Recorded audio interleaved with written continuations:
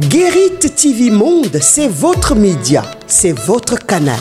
Ensemble, faisons grandir l'information libre et de proximité.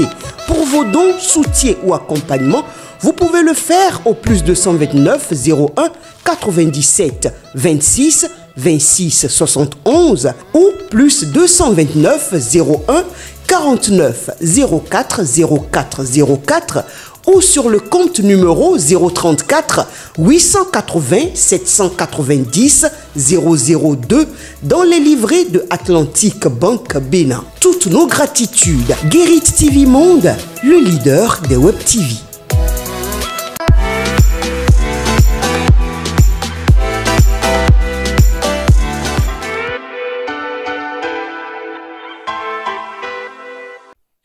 Rendez-vous donné, rendez-vous pris. Mesdames et messieurs, merci de nous retrouver dans votre émission matinale, le meilleur réveil sur Guérit TV Monde. C'est donc parti pour le numéro de ce jour avec Shamsdine Badaro qui nous honore encore de sa présence. Shamsdine Badaro, bien le bonjour. Bonjour à vous, Latifat Koroni. La toute première rubrique, c'est bel et bien avec vous et nous démarrons tout de suite. Et on démarre avec le quotidien Maison la Guérit qui titre en manchette ce mardi matin, 21e circonscription électorale, Aruna Lawani, discret mais déterminant. Et en haut du journal, on peut lire 8 mois après sa suspension au bloc républicain, Samou Seydou Adambi fait son grand retour. Et à l'oreille du journal, spiritualité et guidance sur Guérit TV Monde, l'imam Moubachir Oubadamassi Ayogo éclaire les fidèles chaque vendredi. Nous poursuivons ce matin avec le quotidien Matin Libre, sensibilisation de ses chauffeurs, SCB, Lafage, pour zéro accident sur les routes. Fraternité à présent, réforme de la peine de prison au Bénin. Gildas Padonou appelle à une révision du code de procédure pénale. L'économiste du Bénin, la deuxième session ordinaire de l'Assemblée consulaire, la CCI Bénin adopte le premier budget de la mandature 2025-2030. Dynamisme info, débat sur l'autoparrainage, une saisine de la Cour pour faire arrêter la polémique. On retrouve l'emblème du jour de Joël Alagbé, investiture présidentielle 2026. Rachidi Badamansi et Parakou en liesse, s'exclame le journal. On poursuit avec l'œil du Bénin. Docteur Bio Bienvenu Boni, avocat en France malgré son handicapé visuel, un modèle d'inspiration pour les personnes en situation de handicap. Et on termine ce matin Latifat Kowenou avec le quotidien Maison la Guérit qui titre en manchette 21e circonscription électorale, Aruna Lawani discret mais déterminant. 8 mois après sa suspension au BR, Samou Seydou Adambi fait son grand retour, nous informe mon confrère. Spiritualité et guidance sur Guérit TV Monde, l'imam Moubachir Oubadamansi Ayogo éclaire les fidèles chaque vendredi. Voilà, c'est un service minimum aujourd'hui. Après la revue des titres, mesdames et messieurs, c'est bel et bien le bulletin d'information, toujours avec Shamsdine Badaro. Et on démarre tout de suite par la 21e circonscription électorale. Aruna Lawani, discret mais déterminant, c'est le titre de la manchette du quotidien La Guérit dans sa livraison de ce mardi 23 septembre 2025. Je vous invite à suivre ici, sur ici, présenté par Latifat Korino. Discret mais présent, Aruna Lawani s'impose progressivement comme une figure dont la voix compte dans l'espace public béninois. Son parcours, marqué par des engagements constants et une capacité à nouer des alliances stratégiques, fait de lui un acteur à suivre de près. Au-delà de son profil personnel, c'est surtout sa méthode et sa posture qui interpellent les observateurs. Issu d'un environnement où persévérance et combativité sont des valeurs cardinales, Aruna Lawani a su bâtir une légitimité fondée sur l'expérience et le terrain. Qu'il s'agisse de ses initiatives sociales, de son implication auprès des communautés ou de son rôle dans certains cercles politiques et économiques, il s'est construit une réputation de constance et de sérieux. Ce capital symbolique lui confère une position position de confiance auprès de ceux qui cherchent des repères dans un contexte politique souvent instable. Aruna Lawani ne fait pas partie de ceux qui occupent la une des journaux par des déclarations tonitruantes. Sa stratégie repose sur la discrétion, le travail de coulisses et l'art des alliances. Cette posture, qui peut sembler en retrait, lui permet en réalité de se placer comme médiateur ou facilitateur, notamment dans des dossiers sensibles. C'est là que réside sa véritable force. Ne pas être constamment dans la lumière, mais peser quand il le faut. Aux yeux du grand public, Aruna Lawani reste encore un acteur à définir dont les contours ne sont pas totalement connus. Certains y voient un homme pragmatique, ouvert au dialogue et soucieux de l'intérêt collectif. D'autres, plus critiques, estiment qu'il lui manque une exposition claire pour asseoir durablement son influence. Dans un paysage où la communication joue un rôle décisif, sa relative réserve peut apparaître comme une faiblesse autant qu'un choix stratégique assumé. L'avenir d'Aruna Lawani dépendra largement de sa capacité à transformer son réseau et ses alliances en levier concret d'action. Dans un Bénin en quête de leaders crédibles et rassembleurs, il a une carte à jouer à condition de trouver le juste équilibre entre sa discrétion actuelle et une présence plus affirmée dans les débats nationaux. Aruna Lawani illustre une autre manière d'exercer l'influence, non par la visibilité permanente, mais par la pertinence de ses interventions et la solidité de ses alliances. Reste à savoir si cette stratégie silencieuse suffira à faire de lui une figure incontournable dans les prochaines années. À Savalou, les fortes inondations continuent de bouleverser le quotidien des populations. Dans un communiqué, le maire appelle à la vigilance, éviter de traverser ou de se laver dans les cours d'eau, empêcher les enfants de s'en approcher et signaler tout sinistre au numéro vert 118 ou 166. Il recommande également de se rendre rapidement au centre de santé en cas de diarrhée ou vomissement, de quitter les zones à risque et de suivre régulièrement les informations à la radio. Sans transition, mardi 17 septembre dernier, le parti Foscori pour un Bénin émergent a signé des accords politiques avec l'Union progressiste, le Renouveau et le Bloc républicain de formation proche du chef de l'État, Patrice Talon. Ce rapprochement d'un parti d'opposition avec la mouvance présidentielle suscite déjà de vives réactions dans l'opinion. Je vous invite à suivre cette Vox Populi réalisée pour vous par Anselme Orisha et Modeste Adanzeto de l'antenne septentrionale de Guérit TV Monde. On voyait venir l'union il y a longtemps. Et pour moi, il n'y a rien de mal à être ou bien à signer un accord de gouvernance, encore que ce n'est pas une fusion, c'est un accord de gouvernance. Vous voyez, puisque nous sommes en démocratie, il faut chercher à conquérir le pouvoir d'État, vous voyez, par tous les moyens. Aujourd'hui, on sait que pour participer aux élections présidentielles, il faut avoir les parrains, alors que les FCB ne comptent que 7 maires. Donc ça leur reste encore une vingtaine. Donc il faut chercher tous les moyens pour pouvoir participer. Si la loi les autorise de chercher par tous les moyens, alors qu'il y a des partis qui ont le surplus des parrains, c'est parce qu'entre temps, eux-mêmes ne sont pas corrects. Ils jouent au jeu des enfants. Donc, ils ne font pas ce qu'ils doivent faire en tant qu'opposants. C'est pourquoi aujourd'hui, on voit que c'était prévisible ce qui est arrivé. En tant qu'observateur attentif de la vie politique de notre pays, permettez-moi de sourire.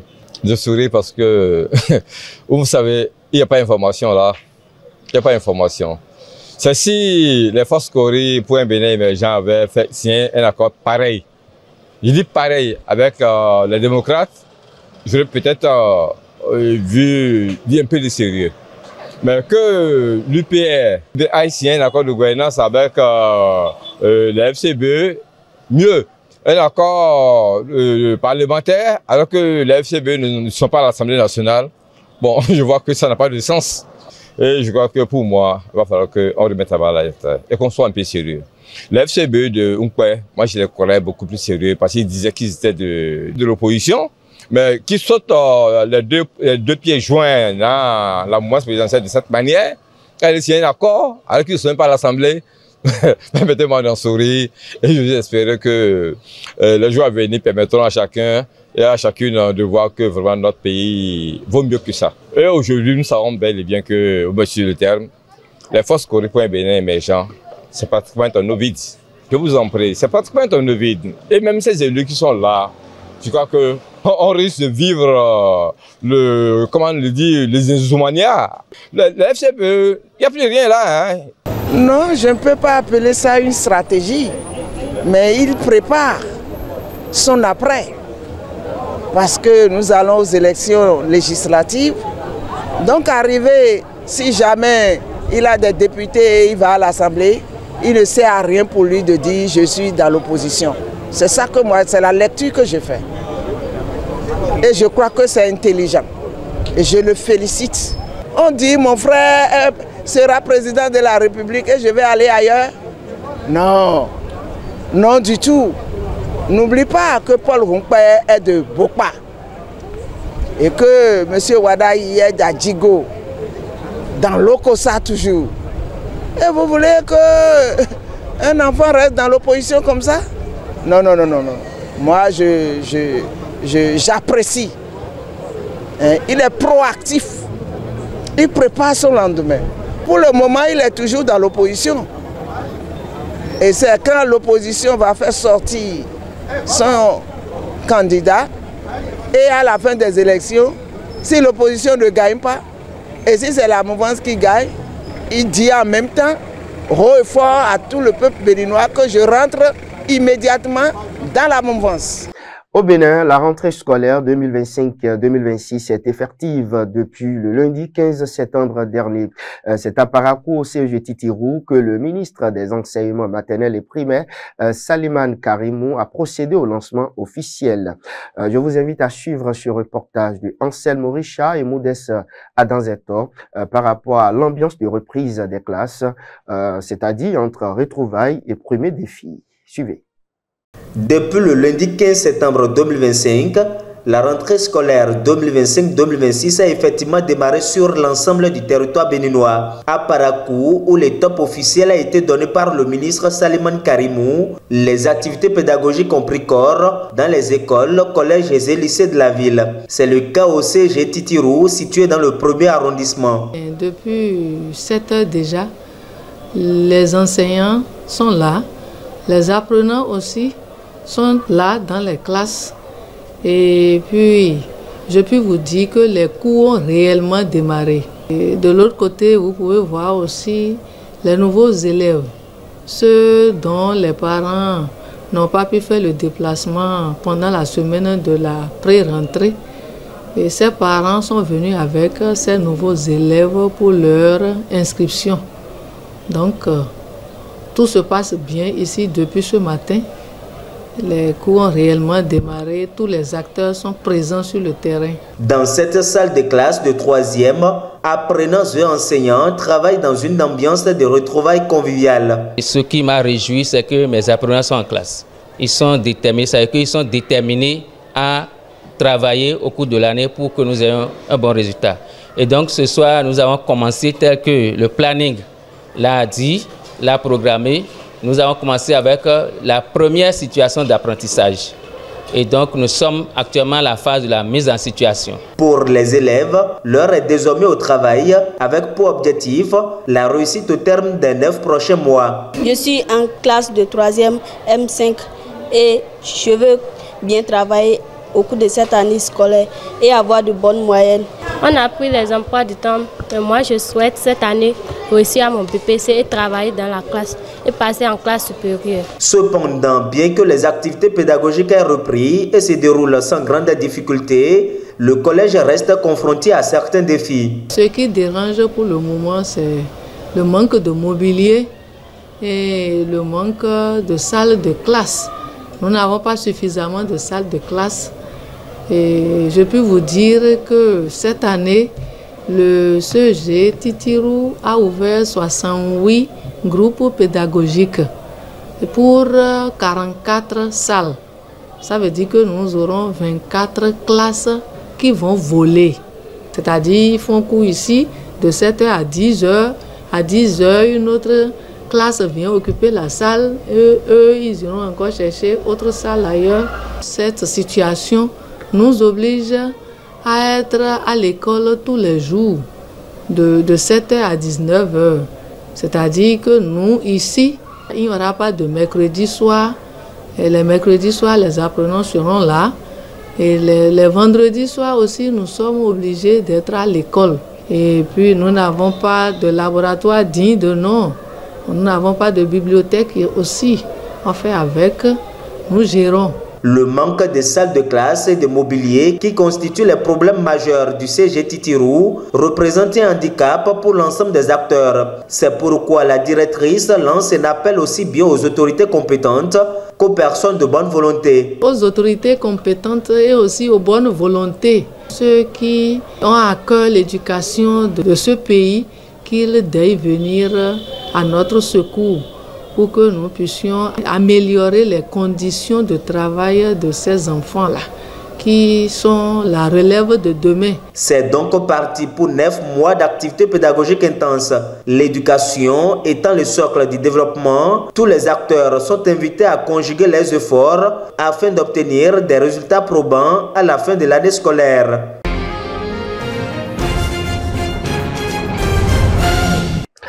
Hors de nos frontières à présent, le Burkina Faso, le Mali et le Niger annoncent leur retrait conjoint de la Cour pénale internationale. La décision prise simultanément dans les capitales Bamako, Niamey et Ouagadougou est effective immédiatement. Les 3 pays de l'Alliance des États du Sahel dénoncent ce qu'ils appellent une justice sélective. Fauzia Sefou pour plus de précisions. Le retrait du Mali, du Niger et du Burkina Faso de la Cour pénale internationale CPI est une décision souveraine, précise le communiqué officiel. Les 3 pays dirigés par les putschistes ont un chapelet de griefs contre la juridiction pénale internationale chargée de juger les personnes accusées de génocide et de crimes graves. La déclaration commune affirme qu'à l'épreuve du temps, la CPI s'est transformée en instrument de répression néocoloniale aux mains de l'impérialisme, devenant ainsi l'exemple mondial d'une justice sélective. Pour le Mali, le Niger et le Burkina Faso, c'est ce principe de 2 poids 2 mesures qui fait qu'il claque la porte. En mars dernier, après une réunion de ministres maliens, nigériens et burkinabés, il avait été annoncé la création prochaine d'une cour pénale et des droits de l'homme de l'Alliance des États du Sahel.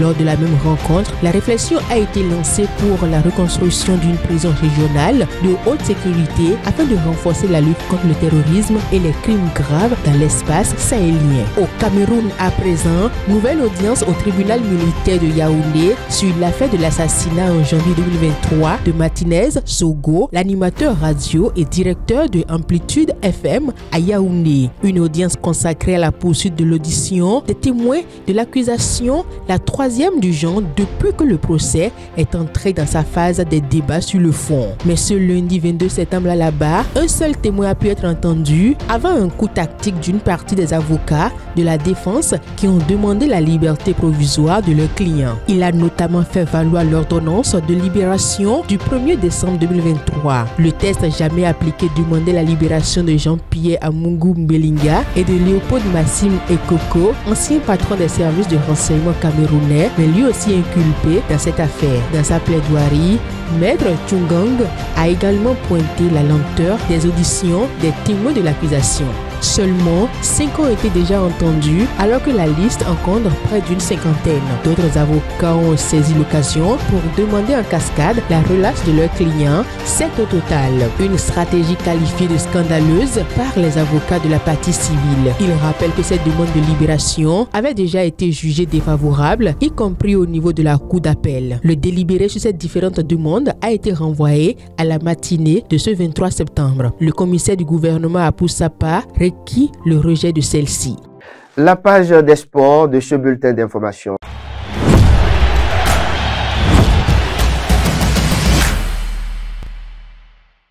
Le Français Ousmane Dembélé est sacré Ballon d'Or 2025 devant le Barcelonais Lamine Yamal, distingué comme meilleur jeune. Gianluigi Donnarumma décroche le titre de meilleur gardien et Luis Enrique celui de meilleur entraîneur, récompensant la saison exceptionnelle du Paris Saint-Germain. Côté féminin, Aitana Bonmati remporte pour la 3e fois consécutive le Ballon d'Or dans une édition où toutes les distinctions masculines ont trouvé leur équivalent féminin.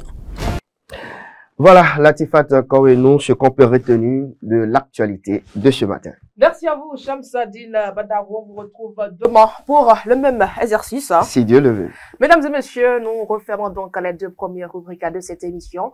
Et je vous invite à suivre à présent la météo du jour.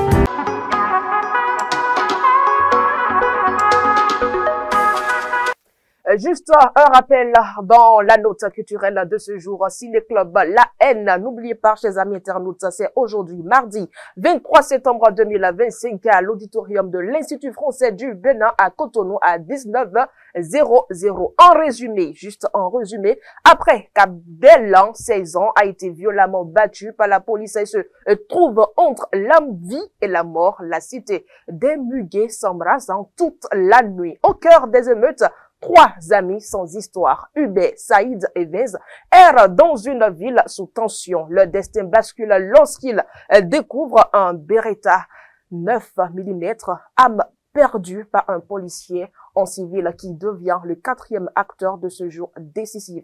Pour suivre ce film, mesdames et messieurs, l'entrée, elle est juste gratuite. Prenez donc le rendez-vous, c'est ce soir à 19h00 à l'auditorium de l'Institut français du Bénin. C'est donc tout pour la note culturelle du jour. On se retrouve tout juste après.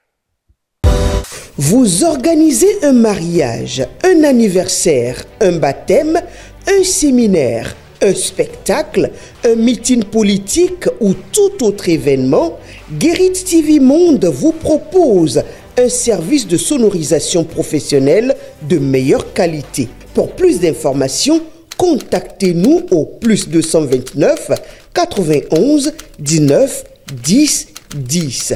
Guérit TV Monde, le leader des Web TV.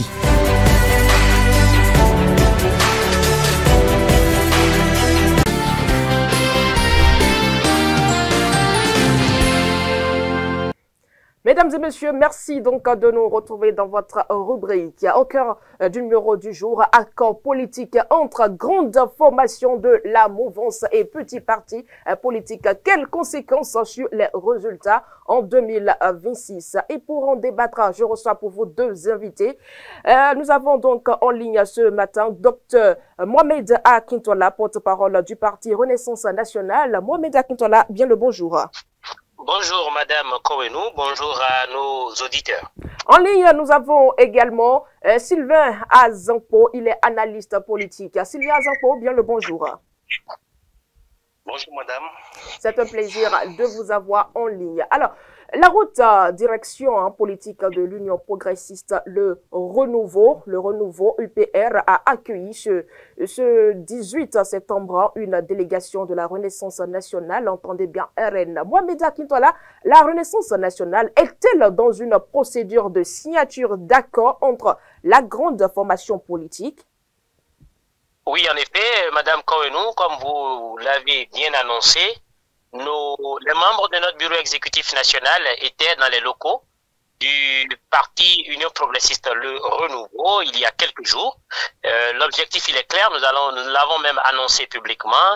Nous sommes dans les pourparlers avec le parti Union progressiste Le Renouveau pour la signature d'un accord de coalition parlementaire et possiblement d'un accord de gouvernance en vue des élections à venir. Donc les élections générales de 2026 ainsi que l'élection présidentielle. Vous n'êtes pas sans savoir que nous faisons tous partie de la grande famille des partis de la majorité présidentielle et ainsi qu'il est prévu par le code électoral, face aux élections à venir, il y a la possibilité pour les partis politiques de pouvoir signer des accords de coalition parlementaires afin d'affronter les leviers du code électoral et de lever donc des sièges dans les conseils communaux et surtout à l'Assemblée nationale. C'est donc dans cette perspective-là que notre parti est en train d'échanger avec les cadres du parti Union Progressiste Le Renouveau. Donc le parti, pour faire simple, le parti est en quête de suivi politique et non d'une victoire électorale, sinon pourquoi pas une fusion? La fusion non plus n'aurait pas réglé ce problème que vous pointez du doigt, survie, gain et ainsi de suite. Une chose est sûre, c'est que rien ne se fait dans une certaine contrainte. Bon, vous êtes quand même en quête. Nous n'en sommes même pas encore vous rejetez quand même certaines. Il devait y avoir dans le futur. Et lorsque nous parlons d'accord, c'est des échanges et une convention bipartite. Donc, il ne s'agit pas d'un parti en train de vouloir suivre par l'existence de notre parti. Non, nous avons fait cette séance-là dans les locaux du Parti non progressiste Le Renouveau, pas parce que c'est Renaissance nationale qui a besoin de cet accord-là. Vous devriez pouvoir l'avoir compris, c'est que l'ancrage national voulu par la réforme du système partisan est un idéal que nous allons atteindre. Et aucun parti politique en République du Bénin aujourd'hui ne peut se frapper la poitrine de pouvoir lever avec assurance les 20% par circonscription électorale seule. Donc, par conséquent, nous avons autant besoin des autres partis qu'ils ont besoin de nous. Et je ne pense pas que vous poserez la même question lorsque l'Union progressiste, le Renouveau et le Bloc républicain ont signé des accords de coalition parlementaire par ici, par là. Vous ne diriez pas que le BR est en quête de survie ou que l'Union progressiste, le Renouveau est en quête de survie. Donc, c'est un ascenseur à double sens. Nous avons autant besoin d'eux qu'ils ont autant besoin de nous. Ça, pour l'atteinte de l'objectif commun à nous tous, qui est le développement du peuple béninois. Docteur Mohamed Akintola, mais avant de partager les sièges, vous devez quand même avoir 10% au plan national. Justement, et les 10% au plan national n'engagent pas l'Union progressiste, le Renouveau. Ça n'engage que la Renaissance nationale. Renaissance nationale. Et ce n'est pas l'accord de coalition parlementaire qui conférera 10% à Renaissance nationale. Je ne sais pas si vous comprenez ce que je dis. Oui. Et vous êtes sûr quand même, après, quand on prend bien évidemment les résultats précédents, est-ce que les 10% vraiment sont possibles? Nous sommes en train de travailler, d'arrache-pied et nous n'avons pas baissé les bras jusqu'à aujourd'hui. Voilà. Sylvain Azanko, on voit les petits partis politiques, que ce soit de l'opposition ou de la mouvance, se mettre en accord de coalition parlementaire ou de gouvernance avec les deux grandes formations politiques. Attendez bien, les partis de la mouvance présidentielle. Mais qu'est-ce que ces petits partis, excusez du peu si je dis petits partis, peuvent apporter aux grandes formations politiques? Alors, j'ai bien entendu, j'ai bien écouté vous-même et votre intervenant. Je voudrais tout simplement dire par rapport à votre question que les petits partis, tels que vous l'avez dit tout à l'heure, ne peuvent rien apporter aux grandes formations politiques telles que le BR ou bien l'UP, le Renouveau. Seulement si, derrière ces accords de gouvernance ou ces accords de gouvernance parlementaire se cachent des objectifs non déclarés, non communiqués. Ça, je le précise. Puisque lorsqu'on prend les dernières législatives, même la dernière présidentielle, on voit de loin, on voit même de près que ces partis n'ont pas levé, n'ont pas un ancrage national possible pouvant leur permettre d'apporter un plus, une valeur ajoutée, d'accord, en termes d'électorat, en termes de conquête électorale, en termes de levée de voix, à leur profit, et donc au profit de l'Union progressiste Le Renouveau. Pour moi, c'est qu'il y a quelque chose qui se cache derrière, pour que l'on ne dise pas, ou bien que l'on dise après les résultats que je ne vais pas me permettre d'exposer ce que j'envisage ici tout de suite. Voilà ce que je peux dire pour le moment. Alors, docteur Mohamed Akintola, à ce qui paraît, vous n'êtes pas en quête de suivi politique, hein, mais plutôt d'un objectif non déclaré. Bon, j'ai écouté mon vis-à-vis et c'est bien. Je ne peux que constater les éléments de son analyse et me poser autant la question que lui-même. Quel serait, entre-temps, cet objectif non déclaré là? Je suis certain qu'il en a peut-être dit moins qu'il n'en sait.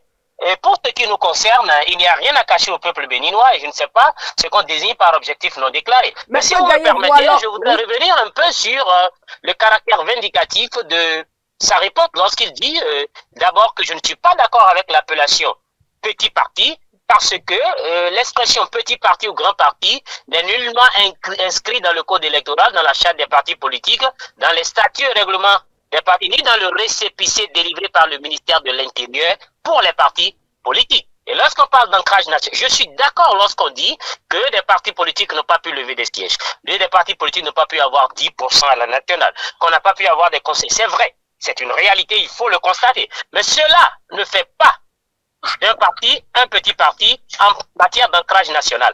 Est-ce que dans toutes les communes du Bénin, dans toutes les circonscriptions électorales du Bénin, il y a un Béninois qui a voté pour un parti? Si oui, le problème est réglé. Ça veut dire que le parti a un ancrage national. Et un Béninois n'est pas plus que l'autre. Donc, je voudrais bien qu'on conçoive cela et qu'on le rectifie. Par rapport à ce que un parti pourrait apporter à un autre, j'ai une petite question que c'est à la fois une question rhétorique. Hein. Pourquoi est-ce que j'accepterais, moi, Union progressiste Le Renouveau, selon les analyses de mon vis-à-vis, de signer un accord avec Moël ou avec Renaissance Nationale si ce parti ne m'apporte absolument rien? Pourquoi tirer si alors, je suis alors dites-nous si ce que vous pouvez, dites-nous, et que je peux Dr. me passer de ce parti, pourquoi est-ce que je signe un accord, j'entrevois signer un accord de coalition parlementaire avec lui? Ce serait donc de dire que un parti aujourd'hui n'a pas besoin d'un autre, c'est méconnaître les dispositions réelles du code électoral. Alors, concrètement, hein, si vous n'avez pas d'objectif caché, et que voulez-vous apporter à l'Union progressiste Le Renouveau? Non, RN n'apportera rien, comme on appelle. Dans ce sens-là, si la question est posée ainsi, et l'Union progressiste Le Renouveau n'apportera rien, RN aussi. Qu'est-ce que les partis politiques qui signent un accord de coalition parlementaire envisagent? À quoi servira cet accord de coalition parlementaire pour les uns et les autres? C'est ça la question qu'il faut se poser. Et la réponse, elle est toute simple. Nous sommes dans la réforme du système partisan en train d'aller vers les grandes formations politiques avec une présence territoriale plus forte que lorsque ces partis sont individuels, afin que la législation ou alors le processus pour légiférer en République du Bénin, donc à l'Assemblée nationale, soit plus fluide et qu'on ne retarde pas pour que les questions politiques, les questions de législation ne retardent pas le développement du Bénin comme nous l'avons connu avant 2016, avec la multitude de partis politiques, avec des desiderata ou communs, ou dans l'intérêt général, ou dans l'intérêt personnel qui sont multiples, et avec des conciliations et des compromis qui bloquent le processus d'évolution politique du pays. Voilà l'intention. Et donc le code électoral prévoit que, dans son article 146 dit que si vous allez en tant que parti politique aux élections législatives, c'est que vous devez avoir, puisque vous dites être suffisamment fort et suffisamment ancré sur toute l'étendue du territoire national, eh bien vous devez avoir 20% des suffrages exprimés dans chacune des circonscriptions électorales pour les 24 circonscriptions électorales avant d'avoir la possibilité de lever des sièges là où vous avez battu vos adversaires. Et alors, merci à vous, docteur. Docteur Mamaya Kitola, merci. Sylvain Azanpo. Alors, est-ce que vous permettez que je finisse la réponse que vous m'avez à la question que vous m'avez posée? Là, vous êtes trop long, essayez d'être un peu succinct. Non, vous pourrez couper après, il n'y a pas de souci. Mais je n'ai pas répondu à la question. Allez-y rapidement.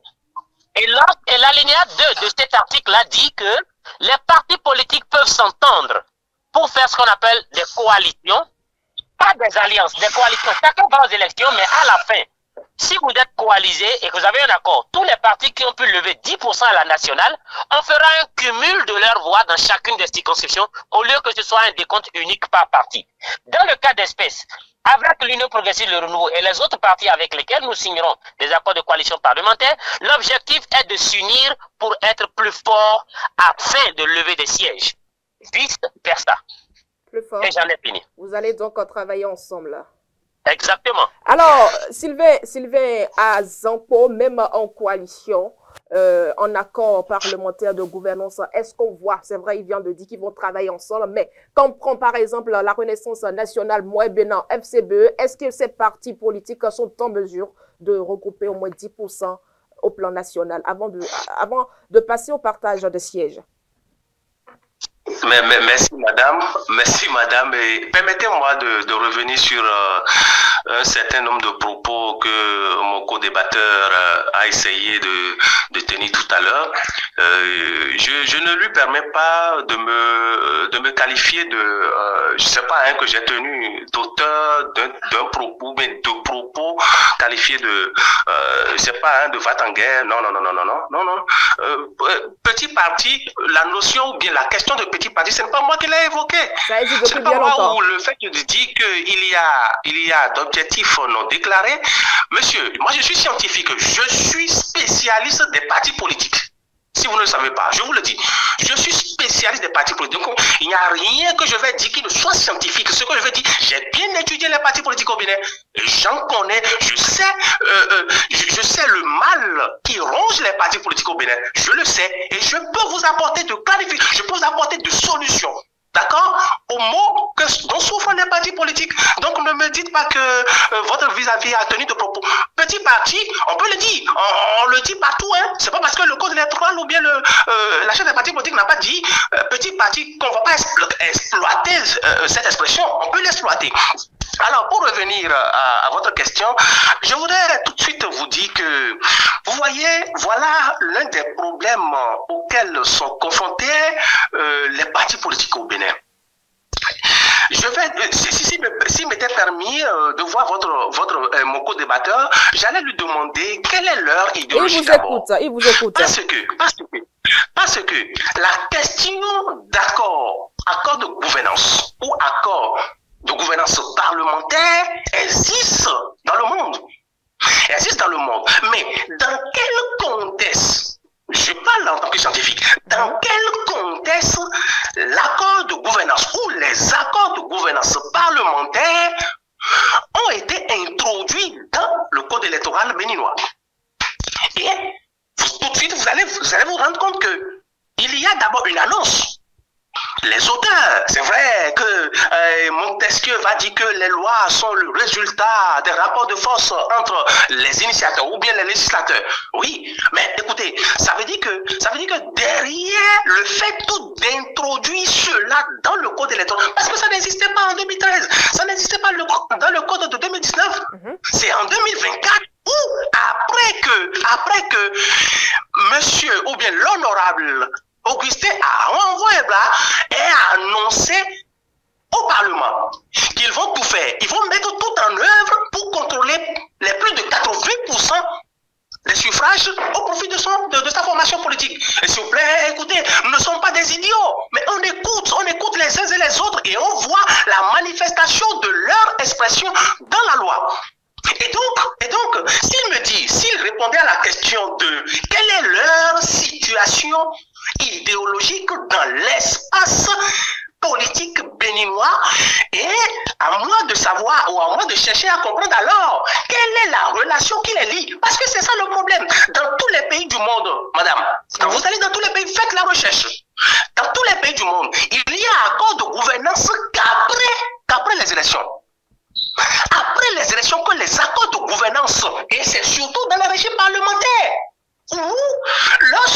qu'il faut contrôler, après les élections, il faut contrôler la gouvernance politique. Vous avez besoin soit de vous inscrire dans la perspective de quelqu'un qui a gagné les élections seul. Sylvain Azanko, revenons à la question principale. Oui. Revenons à la question principale. Est-ce qu'on voit les partis comme Mouel Benan, Renaissance nationale, FCBE, avoir au moins 10% au plan national au lendemain des résultats des élections? Bien sûr, je vais en arriver. Pour vous dire simplement que, madame, lorsque vous prenez Renaissance du Bénin, comment on a fait, FN ou bien bon, le parti de mon vis-à-vis, et puis les autres petits partis, mais moi je ne suis pas le peuple.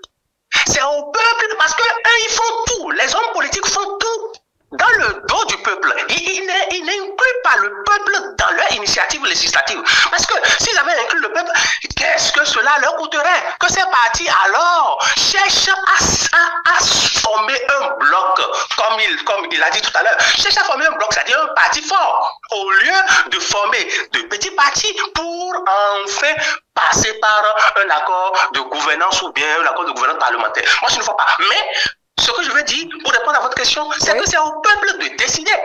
Et si le peuple décide en leur faveur, tant mieux. Moi, je suis un analyste, je ne peux pas prédire. Mais si vous voyez le terrain politique, l'espace politique, sa structuration, sa configuration, sa reconfiguration actuelle, j'attends de voir comment le peuple va se manifester au profit de ces partis. Merci beaucoup. Alors, docteur Mohamed Akintola, la question a été relevée par Sylvain Azanko. Pourquoi vous n'optez pas plutôt pour la création d'un bloc pour aller aux élections plutôt que des coalitions parlementaires de gouvernance? Merci beaucoup. D'abord, je ne jouerai pas qui pissera plus loin avec mon co-débatteur. Il vaut mieux pour nous pour qu'on aille un peu loin dans le débat. Au-delà de ça, quand il demande quelle est notre idéologie, je pense qu'il a dit qu'il est spécialiste des partis politiques et qu'il a étudié les partis politiques. Et donc, la première chose qu'il aurait dû étudier avant de parler d'un parti politique, c'est l'idéologie du parti. Et c'est public, ça se trouve partout. Dans le processus de collecte documentaire, de collecte d'informations, dans un travail de recherche scientifique, et je lui rappelle que je suis docteur en sciences politiques aussi, donc il aurait déjà trouvé ça au lieu de venir poser la question ici. Je continue en vous disant une chose. Oui, allez-y s'il vous plaît. Former un bloc ou former un parti politique n'est pas exclu. On n'en est juste pas encore à cela. Ah bon? Oui. Ça pourrait arriver dans le futur. Pourquoi passer dans le futur? Le futur, c'est quand? Le futur, c'est quand? Le futur, c'est tout ce qui est devant nous et qu'on ne peut forcément pas quantifier aujourd'hui. Après la signature des accords de coalition et de gouvernance, il y a plusieurs, comment on appelle, paramètres qui définissent qu'on décide de lier notre sort pour toujours. Et le Parti Renaissance Nationale, anciennement UDBN, n'a pas été et n'est pas réfractaire à fusionner avec d'autres partis. Non. Et tout récemment encore, à la veille des élections de 2023, le parti était ouvert à ce processus. Et nous avons enclenché un processus avec le bloc républicain pour devenir un et unique parti. Cela témoigne déjà de notre ouverture d'esprit à la chose. Mais le fiançailles n'a pas abouti à un mariage pour plusieurs raisons. Aujourd'hui, on ne se jettera pas la pierre parce que c'est du passé. Rien ne dit que dans le futur, le bloc républicain et Renaissance nationale ne feront pas un seul parti. Et ce n'est que la transposition dans la vie politique, dans l'arène politique des réalités humaines, puisque ce sont les mêmes acteurs presque. C'est les êtres humains qui font les partis politiques. Et ce sont les partis politiques et ces êtres humains qui sont les acteurs du jeu politique. Dans la vie de tous les jours, ce sont les êtres humains qui sont les acteurs de la vie sociale. Et cela ne veut pas dire qu'aujourd'hui, parce que j'ai courtisé une femme et que nous ne sommes pas entendus pour arriver au mariage, que pour demain, cela n'arrivera jamais.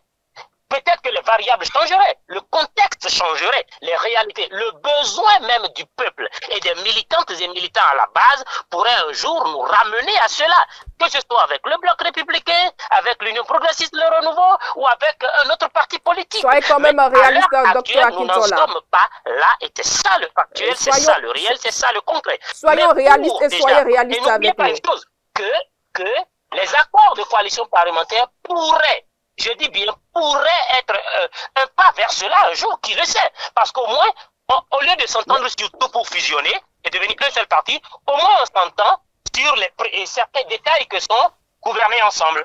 Vous voyez? Décider ensemble, légiférer ensemble, c'est déjà un début. Après, on se rendra compte qu'on peut faire beaucoup d'autres choses ensemble et on en arrivera à une fusion un jour. À l'heure actuelle, cela n'est pas encore sur la table de discussion. D'accord. Voilà, cela n'est pas encore sur la table de discussion, mais est-ce que vous mesurez quand même les conséquences des résultats après les élections? Qu'est-ce que vous appelez conséquences? C'est-à-dire, hein, bon, vous imaginez, vous, après les précédentes élections, ce n'est qu'une analyse, hein, Azanpo le dira, va le confirmer certainement, qu'après ces élections, vous n'avez pas pu au moins faire 6% au plan national, ce n'est pas en 2026 que vous allez regrouper les 10%. Même en accord? D'accord. Le parti politique Renaissance nationale n'est pas né pour viser uniquement les élections et comme à une élection on ne peut pas lever de siège, le parti est censé disparaître. Ça n'a jamais été notre objectif. Un parti politique naît pour conquérir et exercer le pouvoir d'État et entre ces deux périodes-là, animer la vie politique, participer au débat politique comme je suis en train de le faire aujourd'hui, faire, s'il n'a pas d'élu à l'Assemblée, être proche de d'autres partis politiques et insérer parce que l'objectif est de faire ce qui est bon pour le peuple béninois. Il n'est pas bon en matière de politique de réduire tout aux élections. C'est une mauvaise, comment on appelle, perception de ce qu'on appelle l'animation de la vie politique. Aujourd'hui, dira-t-on que RN n'existe pas au Bénin. On reconnaît au moins que RN existe. Participe au débat politique. Fait des propositions concrètes à l'exécutif pour avancer. Mais si vous n'êtes pas représenté à l'Assemblée nationale, si vous n'êtes pas au niveau des instances de décision, comment comptez-vous défendre quand même vos militants? J'en viens spécifiquement à votre question. RN et aucun parti politique ne perd absolument rien et ne crée absolument aucun danger à signer des accords parlementaires. Vous ne perdez rien en signant un accord de coalition parlementaire. Rien ne vous est retiré. Au contraire, vous en gagnez. Vous gagnez quand même votre suivi. Influencera sur vos 10% ou pas. Et comme je l'ai déjà dit dans une question précédente, depuis 2023, que nous avons muté de UDBN à RN, nous avons travaillé. Et vous m'avez reçu déjà une ou deux fois sur vos plateaux, dans vos studios, où j'ai dit le parti est en train de travailler à ancrer davantage sa force.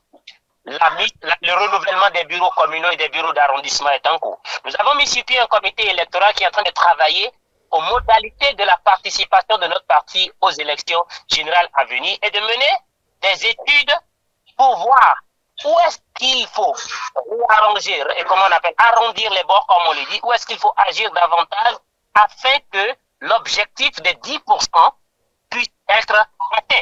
C'est un idéal pour nous, c'est un défi que nous nous sommes lancés et nous comptons l'atteindre en 2026. Et si nous ne l'atteignons pas en 2026, eh bien nous aurons tout au moins avancé d'un pas. Et ce n'est pas parce que ce que vous l'avez fixé, vous ne l'avez pas atteint, que vous découragez. Non, nous sommes des Béninois, nous avons notre mot à dire, comme tous les autres Béninois, et si nous décidons de nous mettre dans Renaissance nationale pour affronter les élections, si ce n'est pas en 2026, ce sera en 2031. Et si ce n'est pas en 2031, ce sera en 2036. Et pour rester en vie jusqu'en 2036, il faut quand même participer aux élections de 2026. Alors, Sylvain Azanpo, c'est vrai, hein, il est bon. Même si ce n'est pas certain, il y a quand même des non-dits, il y a des objectifs qui sont peut-être cachés, mais il faut être quand même conscient d'une chose, hein, les élections de 2026 ne seront pas sans impact. Merci, madame. La première des choses, je commence par votre question là, avant de revenir à quelque chose qu'il a dit tout à l'heure. Oui, vous savez que les élections de 2026, surtout les élections législatives du 11 janvier, sont des élections que nous appelons communément dans notre langage des élections transitoires. Transitoires en ce sens que ça va provoquer une reconfiguration politique au Bénin, dans l'espace politique béninois. Soyez-en certains, soyez sûrs et certains de ça. Je vais dire, ils vont travailler. Peut-être que je l'ai dit tout à l'heure, ils n'ont qu'à travailler sur le terrain. Tant mieux. Mais qu'ils travaillent en ayant à cœur que le peuple va décider. C'est le peuple qui décide. Ce n'est pas parce que quelqu'un aurait dit, que pour gagner les élections, il faut avoir les grands électeurs. Non, on voit tout. Mais il faut avoir à cœur que le peuple est le seul juge, peut-être seul détenteur de la souveraineté. Et alors, c'est lui qui peut décider de qui le peuple peut décider, et puis après, après le vote, les grands électeurs peuvent se cacher quelque part pour décider autre chose. Là n'est pas mon problème.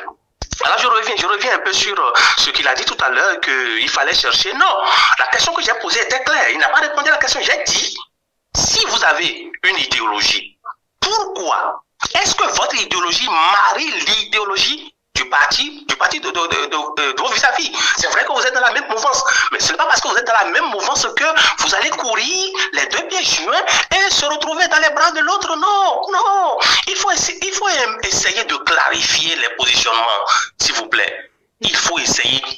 Il a dit qu'il est un enseignant, puis je ne refuse pas. Mais c'est ce que je demande. Si nous, intellectuels, nous voyons ce qui est mauvais, et que nous n'avons pas le courage de le dire, ce n'est pas bon. Il faut que vous clarifiez. En clarifiant votre positionnement idéologique, on pourra, à un moment donné... Vous dites, vous, intellectuels, c'est-à-dire que ceux qui sont en face de vous sont non intellectuels. Faites très attention. Le message politique, je ne dis pas que vous n'avez pas d'idéologie, non, vous avez d'idéologie. L'autre chose, quand on est intellectuel et que vous créditez ceux qui sont en face de vous, d'un minimum de jugeote dans la tête, et qu'ils mènent une action, et vous dites, si c'est des intellectuels, ça veut dire qu'ils ne peuvent pas mener cette action sans avoir réfléchi. Vous allez à la source de ce qui est à mener, mais vous ne tranchez pas. Parce qu'il y a comment on appelle, la curiosité intellectuelle qui doit vous faire dire pourquoi font-ils ça. Quand ils ont réfléchi, ils en sont arrivés à quoi comme conclusion?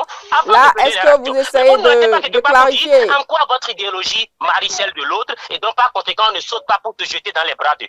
Ok, vu que vous avez déjà analysé et trouvé que les idéologies ne se marient pas, dites-moi quelle est l'idéologie de RN et quelle est l'idéologie de l'Union progressiste le renouveau. Vous serez incapable de le dire. Vous serez incapable de le dire. Et en science, vous ne tirez pas une conclusion sans avoir mené une démarche scientifique de recherche et d'analyse. Quelles sont les variables sur lesquelles vous vous êtes basé pour trouver que nous irons donc pas à pas. C'est vrai que nous n'avons plus assez de temps. De mal faire en sautant les deux pieds joints, selon vos expressions. Nous n'avons plus assez de temps. Docteur Mohamed Akintola, là, nous ne sommes pas là pour parler des idéologies du parti INSA ou du parti si mon co-débatteur sort ça et revient dessus, il va falloir qu'il clarifie, Madame Kouenou. Alors, c'est aussi simple que ça. Nous faisons alors très rapidement la clarification. Et selon vous, docteur Mohamed Akintola, quelles sont les idéologies que défend le parti RN? Ne me posez pas cette question, demandez à mon co-débatteur la conclusion à laquelle il est arrivé, qui nous clarifie. S'il avait dit, Madame Kouenou, je n'ai pas vu le rapport entre l'idéologie de l'Union progressiste et le renouveau, qui est alors nous allons faire très simple. RN qui est Y, pour que le bureau politique de RN décide d'aller s'allier dans un accord de coalition parlementaire avec l'Union progressiste, le renouveau, eh bien, il serait dans sa posture de scientifique, poserait une question pour avoir l'essence de ce qui a mené à notre décision. Mais il a tiré la conclusion selon laquelle, en quoi est-ce que, comment on appelle, les idéologies se marient, par conséquent, on ne devrait pas faire, on ne peut pas se jeter d'eux. Et donc, ça veut dire qu'il a les données. Ne venez pas me poser la question, posez-lui à lui la question. Il clarifie ça et je dirais si c'est ça ou pas. Docteur Mohamed Akintola, les idéologies du parti RN et de l'UPR sont-elles les mêmes, oui ou non? Madame Kouenou. Alors, nous allons faire très simple. Si vous ne voulez pas répondre, votre vis-à-vis va répondre alors, va essayer de nous clarifier sur la question. Sylvain Azanpo, justifiez-vous. Et nous allons finir avec cet entretien. Madame, ce que je dis est très simple. C'est une question que je lui ai posée, mais tout à l'heure, il dit que j'ai tiré de conclusion. J'ai dit, objectivement, s'il y a un mariage, un lien, une relation qui est tissée déjà entre les deux idéologies, tant mieux. Mais pourquoi ne pas aller directement à la fusion? En 2019, tenez-vous tranquille, en 2019, il a été question de la fusion, mais ils se sont opposés à un moment donné.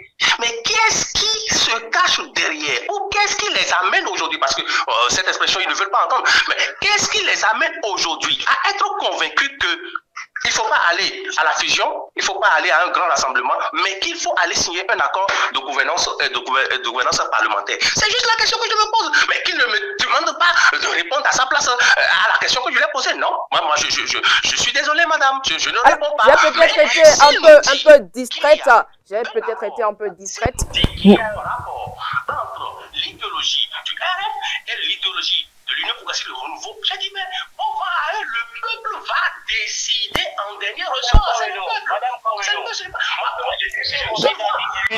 question. C'est la preuve qu'il n'a mené absolument aucune recherche et qu'il a tiré des conclusions. Et maintenant, je vais lui répondre maintenant, en tant que scientifique. Et je vais clarifier quelque chose. L'Union progressiste, le renouveau, il vient de dire que RN s'est opposé à une fusion avec l'Union progressiste, le renouveau en 2019. Ce n'est jamais arrivé dans l'histoire du Bénin. Il a fouillé ses cahiers. En République du Bénin, il n'était pas question que l'UDBN à l'époque fusionne avec l'Union progressiste, le renouveau. Débatteur qui n'a pas dit ci, qui n'a pas dit ça. Nous allons finir avec la question. L'Union progressiste, le renouveau est d'idéologie social-démocrate. Le parti Renaissance nationale en République du Bénin est d'idéologie sociale libérale avec un ancrage nationaliste. Et donc nous avons ensemble, dans nos deux idéologies, la question de la justice et de l'équité sociale dans la répartition des richesses nationales. Et voilà le premier point d'ancrage qui crée un rapprochement idéologique entre l'Union progressiste, le renouveau et Renaissance nationale. Et au-delà de ça maintenant, il y a le rapprochement humain en matière de valeurs. C'est-à-dire que nous sommes amis avec des acteurs politiques de l'Union progressiste de renouveau, vice-versa. Nous connaissons dans eux qui sont intègres, nous nous mirons entre nous vis-à-vis l'un de l'autre, et en cela on s'est dit, si déjà aujourd'hui, pour amorcer les élections à venir, nous sommes d'accord pour axer beaucoup plus la gouvernance sur le social, encore qu'aujourd'hui les réformes ont beaucoup avancé et il est temps de récolter les fruits de l'effort que tous les Béninois ont fourni afin que cette richesse produite puisse rejaillir sur chaque foyer et sur chaque individu. Alors entendons déjà pour un accord de coalition parlementaire parce que tout au moins le mot social en matière d'idéologie nous réunit. Et je vais aller plus loin pour informer mon vis-à-vis et analystes politiques, spécialistes des partis politiques et tout ça, que ce n'est pas parce que forcément deux partis politiques ont une idéologie commune que cela suffit pour se faire des rapprochements. Le parti Les Démocrates et le parti FCBE ont la même idéologie et pourtant ils ont tout le temps des guéguerres. Le parti FCBE, les démocrates et le parti non progressiste, le renouveau, sont aussi de même idéologie social-démocrate. Et pourtant, c'est qu'au-delà de l'idéologie, il y a aussi beaucoup de choses en matière d'analyse de l'écosystème des partis politiques et des acteurs politiques dans un contexte africain, plus précisément béninois. Il y a beaucoup d'autres choses qui décident et qui permettent de comprendre les dynamiques. Et sur ce, je m'en arrête. Docteur Mohamed Akintola, c'est tout simple, mais pourquoi les petites formations refusent-elles quand même de s'unir ou de fusionner, de fondre dans la mouvance, dans les deux grandes parties de la mouvance présidentielle? Pourquoi, Madame Koweno, vous obstinez à être sourde à la réponse que je vous donne? Vous m'avez déjà posé cette question et je vous ai dit que les partis ne sont pas consciemment contre la fusion. Je vous ai dit que nous avons essayé une fusion avec le BR par le passé. Et je vous ai dit qu'il n'est pas exclu que dans l'avenir, la fusion s'opère. Et je vous ai aussi dit que les accords de coalition parlementaire sont peut-être, qui sait, des petits pas vers l'atteinte de l'objectif de la fusion des partis politiques. Quelle réponse voulez-vous que je vous donne au-delà de cela? Docteur Mohamed, une réponse, et bien donnez-la moi. Docteur Mohamed Akintola, nous allons mettre fin à l'entretien de ce jour. Merci beaucoup pour votre disponibilité. Sylvia Azanko, merci. Merci à vous. On se retrouve très prochainement, toujours peut-être bien, pourquoi pas en présentiel dans nos locaux à Porto-Novo. Docteur Mohamed Akintola, merci à vous. Merci Madame Koweno, merci à mon co-débatteur. Alors, mesdames et messieurs, c'était donc l'interview matinale avec nos débatteurs, à savoir donc Dr Mohamed Akintola, porte-parole du parti Renaissance nationale, et l'analyste politique Sylvain Azanko. On se retrouve tout de suite. Vous organisez un mariage, un anniversaire, un baptême, un séminaire, un spectacle, un meeting politique ou tout autre événement, Guérit TV Monde vous propose un service de sonorisation professionnelle de meilleure qualité. Pour plus d'informations, contactez-nous au +229 91 19 10 10. Guérit TV Monde, le leader des Web TV.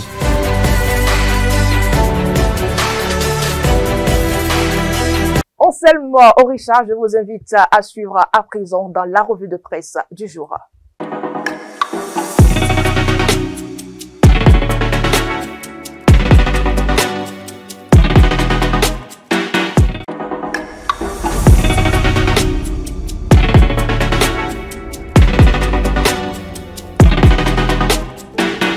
Amis de la revue de presse, mesdames, messieurs, bonjour. Ce mardi matin, la Guérite revient sur la sortie politique de l'ancien ministre de l'Énergie, de l'Eau et des Mines. Selon la parution, le vice-président du Bière, Samo Seydou Adambi, a marqué son grand retour sur la scène politique le dimanche 21 septembre 2025 lors de la rentrée politique du bloc républicain à Parakou. À l'occasion de cette sortie politique qui intervient 8 mois après son retrait de la scène politique béninoise, Samo Seydou Adambi a réaffirmé son engagement auprès de ses camarades de parti. Oui, je suis de retour, a-t-il lancé devant une foule de militants enthousiastes avant d'appeler à l'unité et à la mobilisation pour soutenir le ticket présidentiel Romiad Wadaï. Mariam Chabitalata rapporte la Guérite. Selon le journal d'Akona Boé, ce retour est perçu comme un signe fort de cohésion au sein du Bière à l'heure où le parti affiche une volonté de rassembler toutes ses forces pour les prochaines échéances électorales. Pendant ce temps, le quotidien Fraternité se penche ce matin sur l'un des dossiers les plus brûlants de l'actualité politique. Il s'agit de la désignation du duo de candidats du parti d'opposition Les Démocrates. Le journal évoque un jour décisif pour la principale force d'opposition, appelée à définir la feuille de route qui mènera la sélection de ses représentants à la présidentielle de 2026. Mais loin de consensus, Fraternité souligne que deux camps s'affrontent au sein du parti. La discorde porte sur la place des députés dans le ticket présidentiel. En toile de fond, l'épineuse question du parrainage ressurgit avec ses zones d'ombre. La possibilité pour un député candidat de s'auto-parrainer continue d'alimenter la polémique malgré les clarifications apportées par la Sénat, note l'apparition. Pourtant, aucune disposition du code électoral n'interdit explicitement cette pratique, souligne Dynamis Info. Le quotidien de Ménoté rappelle d'ailleurs les propos critiques de Jean Azatassou qui déplore que les éclaircissements soient venus de la Sénat plutôt que du Parlement, instillant selon lui une fragilité institutionnelle. Dynamis Info propose alors au parti Les Démocrates qui dispose exactement du nombre de parrains nécessaires pour participer à la présidentielle de saisir la Cour constitutionnelle à l'effet de lever tout équivoque en clarifiant le droit et de couper court au procès d'intention afin d'éviter que la question ne soit instrumentalisée au moment crucial du dépôt des dossiers de candidature. Mais en attendant cette démarche du parti de Boniaï et l'éventuel verdict des sages de la Cour constitutionnelle, le quotidien Fraternité estime que l'étape de ce jour pourrait être explosive avec un risque réel de clash entre les différentes sensibilités internes, chacune défendant ses intérêts. Mais l'un des défis majeurs pour Boniaï est d'assurer l'unité de son parti politique, recommande Matin Libre. Avec une base militante déjà mobilisée, il est crucial de choisir un candidat qui puisse rassembler toutes les factions, évitant ainsi toute division interne, souligne mon confrère. Car un mauvais choix pourrait fragiliser les démocrates et affaiblir les chances dès le premier tour des élections. Les Béninois, de plus en plus inquiets pour leur pouvoir d'achat, rechercheront un leader capable de leur offrir des solutions concrètes et rassurantes. Yahi doit donc envisager un candidat avec une solide expérience économique pour répondre à ses attentes, souligne le journal. Mais pour l'heure, le président du parti Les Démocrates semble adopter une approche réfléchie et stratégique, note Matin Libre. Son silence sur le choix du candidat pourrait être interprété comme une volonté de créer du suspense, mais il est essentiel qu'il agisse rapidement, alerte Matin Libre, car les attentes des électeurs et des membres de son parti sont élevées et tout retard pourrait générer des tensions, conclut l'apparition. Dans la suite de cette revue de presse, la Guérite met en lumière la trajectoire politique d'Aruna Lawani, acteur politique de la 21e circonscription électorale. Discret mais influent, il s'impose progressivement comme une voix qui compte dans l'espace public béninois, note le journal. Son parcours, marqué par la constance, le travail de terrain et des alliances stratégiques, lui confère crédibilité et respect selon le journal d'Akona Boé. Loin des déclarations tonitruantes, sa méthode repose sur la discrétion et le rôle de facilitateur dans des dossiers sensibles. Toutefois, certains observateurs estiment que son manque de visibilité pourrait limiter son influence. Cependant, à en croire la Guérite, l'avenir d'Aruna Lawani dépendra de sa capacité à transformer son réseau en action concrète et à trouver l'équilibre entre réserve et présence publique. Amis de la revue de presse, mesdames, messieurs, ainsi s'achève le tour de l'actualité telle que vue et traitée par les parutions ce mardi. Merci de nous avoir suivis. À demain.